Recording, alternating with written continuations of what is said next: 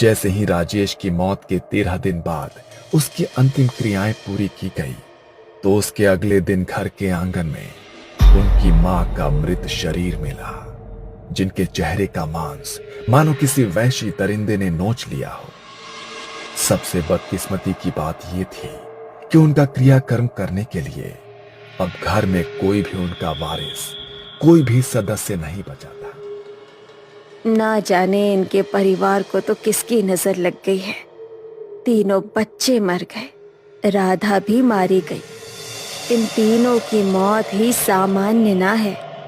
मन्ने तो लागे है कि किसी ऊपरी हवा ने ही इनके पूरे खानदान को खत्म किया है, वरना ऐसा हंसता खेलता परिवार ऐसे खत्म नहीं हो सकता। लोगों की उस भीड़ में काले कपड़े पहने अपने चेहरे को ढकी हुई वही औरत खड़ी थी, लेकिन उसकी आंखों में अब एक चिंता थी, जैसे कुछ तो ऐसा हो गया हो जिसकी उसने भी कल्पना नहीं की थी। ये सब क्या हो रहा है? उसे तो बस उन दोनों को मारना था, उसने इसे भी क्यों मार डाला? कहीं कुछ गलत तो नहीं हो गया? आधी रात को काला कपड़ा ओढ़कर वो फिर से अपने हाथों में पोटली लिए कुएं की तरफ बढ़ने लगी, लेकिन तभी उसने देखा कि कुएं के पास एक आदमी अपनी साइकिल से गुजर रहा है।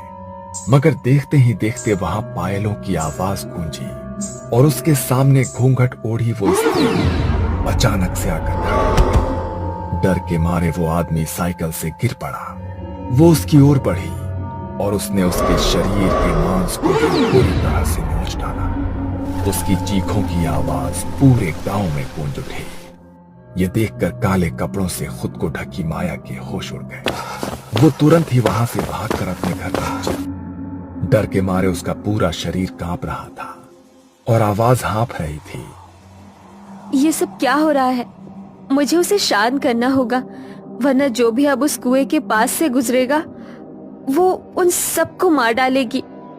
उसने उसे शांत करने की बहुत बार कोशिश की, लेकिन गांव में होने वाली मौतों की संख्या कम होने की बजाय दिन प्रतिदिन बढ़ती जा रही थी। इन हादसों को 3 महीने बीत चुके थे। माया अब अपनी आंखों के सामने किसी और को बलि चढ़ते हुए नहीं देखना चाहती थी। इसलिए आज उसकी शांति के लिए माया कुएं के पास बैठकर यज्ञ कर रही थी। तुम्हारा बदला पूरा हो गया है, तुम अब शांत हो जाओ। गांव वालों को मत मारो, जिनको मारना था उन्हें तुम मार चुकी हो। अब क्यों तुम गांव वालों की बलि देने पर तुली हो?